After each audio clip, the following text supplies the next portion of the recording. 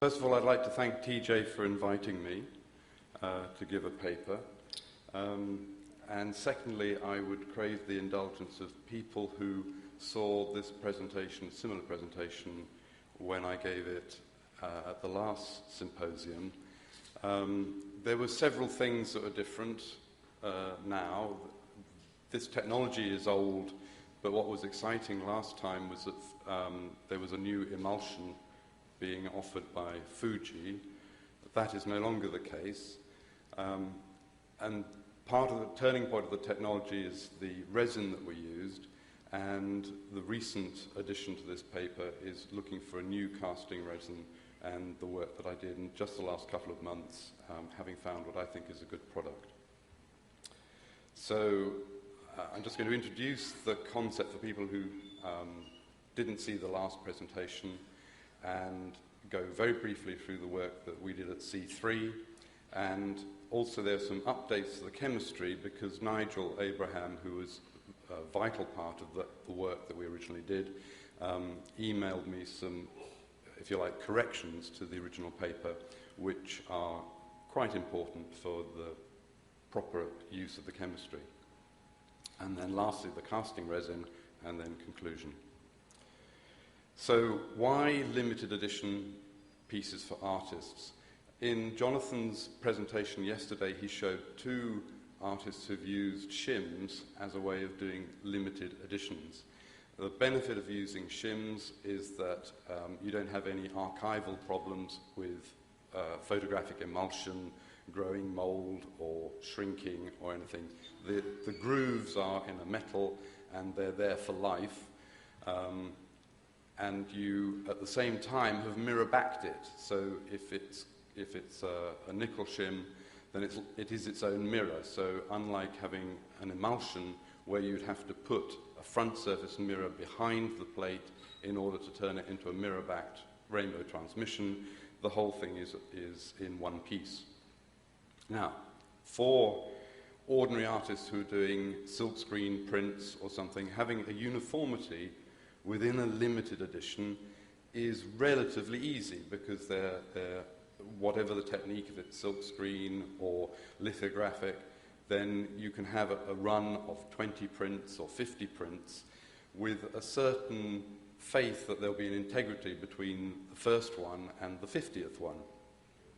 Everybody in this room pretty much will know that when you've made a good hologram that hasn't got any fingerprints all over it, or developer stains, or any problems in the processing, and it's a A1, not a B, or ruined in some cosmetic way, it's a great achievement. And the idea that you're then going to make 19 more is a daunting task. And Jonathan, I'm sure, will concur that there are several pieces in his collection where it says 1 out of 10, and he knows that actually, in fact, it's 1 out of 3, because the holographer just didn't have the stamina to carry on and make the rest of the edition before he moved on to the next project. So for holographic artists, the uniformity of a limited edition is a challenge, and you might get through 60 plates to get a pure edition of 20. So each hologram is hard to make perfectly. Therefore, a method of taking your one perfect print and then mechanically replicating it so they would all be perfect, or at least all be equal, would be ideal. Image size of 10 by 8 plate or 30 by 40 plate, really restricted only by the size of the emulsion, would also be ideal. Having the ability to use low power lasers as opposed to the high power lasers, which are vital for photoresist, is also a benefit. And short exposure times. If you're using a small plate, then you can do it much quicker, or you can have realistic exposure times even with larger size plates. So all those factors make having a limited edition of shims a benefit for artists. You can also, if you wanted to have a larger edition, you could have it run as a regular embossed hologram. So very briefly, what we did at C3 was initially to shoot on Photoresist, but then to raise money to buy a laboratory which shot holograms on silver-halide and used those as masters to make commercial embossed holograms. Vital part of this process was Nigel Abraham, who presently works at OPSEC and is involved in optical donuts and couldn't be with us today. The very first hologram that we shot was in association with Hollusions, which is a company where I worked with Jeff Blythe, and the facilities that we used was a laboratory that made what later became compact discs. At that time were laser discs, and so they had a huge laboratory with powerful lasers, and we were able to make what is one of the first embossed holograms in Europe, possibly the very first made outside those made by C. McGrew in the US of A. This is a stereo pair which you may be able to fuse together if you can drag those two yellow dots at the top of the picture to fuse one. You may see three images, and the middle one would be 3D. So this is an H2 rainbow hologram on a photoresist plate with high-power lasers in a very expensive laboratory, and the copies were embossed, flat embossed into polycarbonate. Very briefly, this is the lab that we had. There's Jonathan standing in the corner, and you can see that it's a time-lapse exposure so that I can see all the components shining away. We had a very solid metal table, 6 tons, 12 foot by 6 foot table. That's the H2 plate holder, simple sort of H structure. That's the plate holder for the H1, which was a 15 by 40 glass plate held top and bottom. Collimating mirror at the back there, and at the very back, an argon laser. So we had researched for about 6 months separately, myself and Nigel, before collaborating to bring what we'd learned about the Russian work with silver-halide relief structures. And this was the first hologram we made, which is a remake of the Photoresist hologram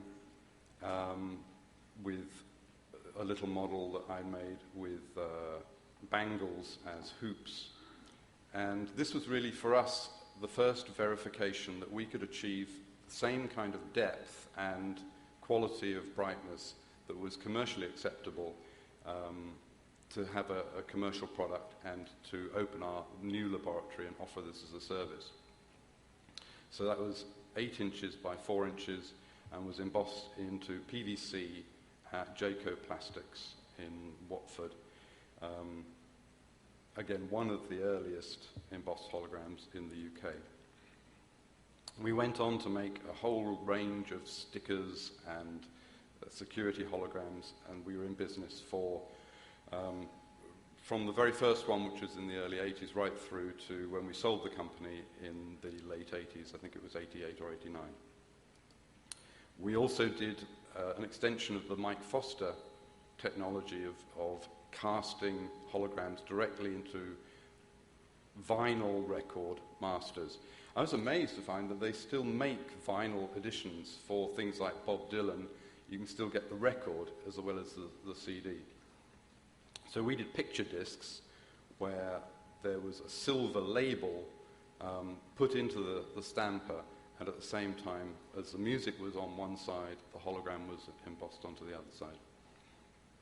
So, very briefly, what we did for the H1 holograms, they were on Agfa emulsion, cut the plates in half so they were 15 by 40.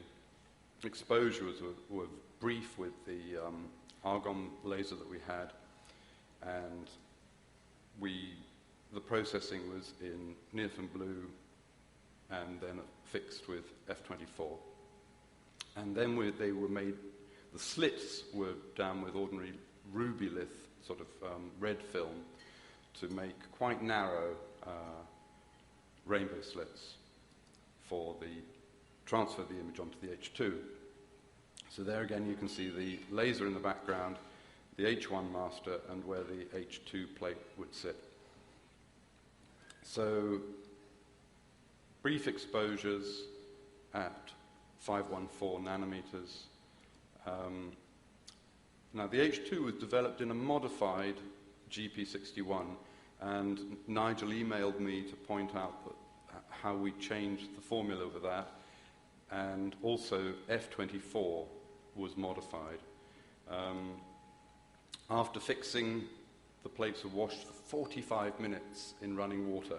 And I should say that before development, they were given a pre-wash, and that was quite an important step that I've left out of this sequence, that by soaking the plates in deionized distilled water, it allowed the developer to get to the bottom of the emulsion quicker.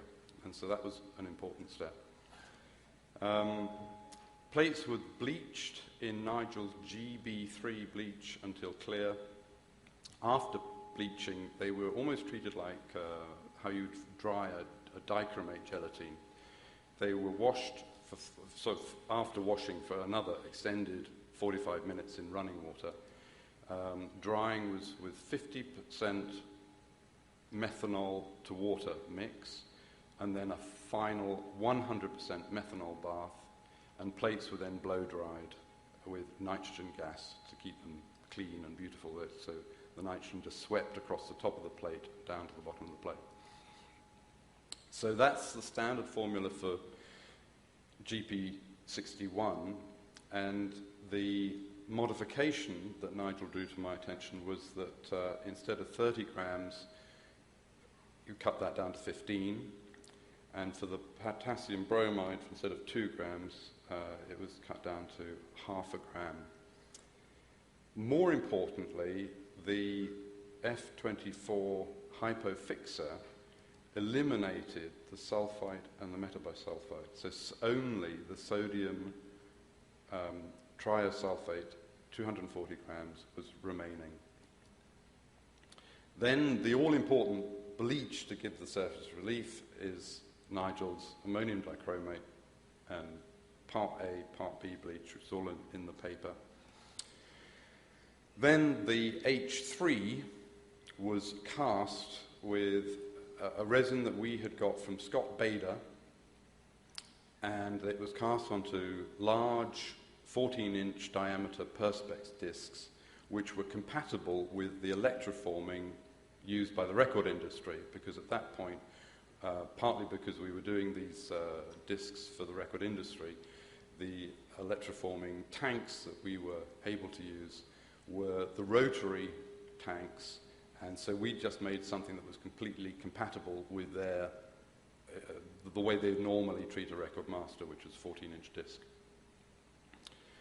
So this was a visible resin. It was important that it wasn't a two-part resin, because you have an epoxy resin or something, the way you're stirring two mixtures together, it creates air bubbles. So the importance really of that mixture was it was a single liquid, and it went off in white light. We used those bulbs, the halogen bulbs, just to get as much of, if you like, the blue end as possible. And we were using 30 by 40 plates, but over the round area, it gave us effectively a 10-inch by 10-inch image area. So that's, if you were repeating this process to do limited art editions, that's the sort of size of image you can get. Or if your electroformer is able to cope with rectangles and squares, then you could do the whole surface of the 30 by 40 plate, depending what plates you're using. And obviously that's the second ingredient to this is quite what emulsion you start off with. The other great difference between this presentation and last time is I actually brought some samples along. And so this hologram of Gandhi and another one that we made for a medicine company, I think it was of a pulse image of a spoon with flowers growing out of it, are in the gallery. And you know, I can say these were very bright, clear holograms, but there's nothing better than going to see how bright and how clear they were to get an understanding of what is possible with this technology. Okay, the new work. Given that Scott Bader doesn't, as far as I know, make that resin anymore, the new work is about this particular product, RAD-KOTE, which Tom Chekovich, at the end of the last, when we were all in Wales, he said, he wouldn't tell me what, but he said, if you look on the internet, you'll find it. And so, is it 3 years later? I've tracked it down. I don't know if that's what he meant, but this is an ideal casting resin. And the tests that I did in the last couple of months was simply to see if I could replicate the kind of effect that we were getting with the Scott Bader product with this one. So the first test was to use overhead projection film. So that's an acetate, and that's got quite a good grab, I mean, in terms of resins which will grab onto a plastic. So that's where I thought I'd start, and I had some anyway. Coupled with a graphics laminator and a light box, in this case a UV light box made by 3M. So those are the three ingredients that I thought I'd try, and that was the result. It was a very quick test from a plate that I'd had from when we sold C3 back in 89. And 10-minute exposure produced a very clear, bright, I mean this is in daylight, but that is an unsilvered image. So these are bright castings. 100% of the resin appeared cured, and obviously that's ideal in that you don't get it blotchy or patchy as you could with some, for example, if you're trying to use a two-part resin, you couldn't be sure that you got uniformity. But as it's a single liquid, it fully cured with no problem. The resin bonded to the film. Now obviously if the resin bonds to the hologram, or can't decide whether to come off with the film or stay with the hologram, you rip it in two, and you've not only wasted your hologram, but you know that's not a product that's going to work. This just knew exactly where I wanted it to stay. It bonded with the film and peeled beautifully off the surface relief of the hologram. Easily removed. With no cosmetic defects apart from those which were already on the plate, given the age of the plate. Now, what was interesting to me was I able to replicate this with white light? Not everybody's got a UV light box. They're not expensive, but you know, if you've got a natural resource of sunlight, how much nicer it is just to leave the plate for a few more minutes in the sunshine. And that's the area of the spectrum. This curve represents the content of sunlight, and that's just that small sliver that would activate the resin. So another plate from way back when, coated with the product, given 30 minutes with English sunlight, so you know, that's qualified. I appreciate that in the UK we could only do this a few days a year, but other countries might be better blessed. And again, very nice result with the same characteristics. 100% of the resin was cured, bonded with the acetate film as opposed to the hologram surface, easily removed from the master, and no cosmetic defects within the surface of the resin. So that's the product that I thought I'd come and tell you about. The 801H, H really does stand for hologram. You can buy it in pint pots for less than $20 plus freight. So it's not a large investment for artists to give it a go. I understand it also will cast from Photoresist if that is the medium that you're using. But obviously the point of this paper is that you don't use Photoresist, you use an emulsion. Now, obviously we were using Agfa-Geber, and that's gone. And the last time I gave this paper, it looked like Fuji was going to be available, but that didn't last very long either. So this is a list of producers that I understand will give emulsions in film and or plate. I've not tested this with any of those, but I figure that given the results that we got, one or more, maybe all, of those emulsions would give results with the chemistry that we were using. So I don't know whether I'll give a paper in the future, having got the opportunity to try some, or whether people who are already using one or other of these available emulsions will use that chemistry, and they'll give a paper saying it was good. I don't suppose they'll give a paper saying it was bad, but if you get some results, then carry on this tradition, because I think it is a very good technique for artists. I will make these qualifications, because obviously Nigel went on to join Applied Holographics, and they're using Photoresist, and I joined Light Impressions, and I certainly didn't convince them to use Silver-halide. So what are the limitations? Well, the first thing is that the processing is like Silver-halide. It's complicated and it's lengthy, but ultimately you do get more image noise, and the very brightest results that you can get in Photoresist, if you think of kinograms or things that are at the very top end, I don't think Silver-halide can quite ever reach that 10 out of 10. But you see from the samples in the gallery that it can certainly reach a good 9.5 when you put your mind to it. This is, from memory, I think it's a 2,000 and a 5,000 times view of the structure of the grating.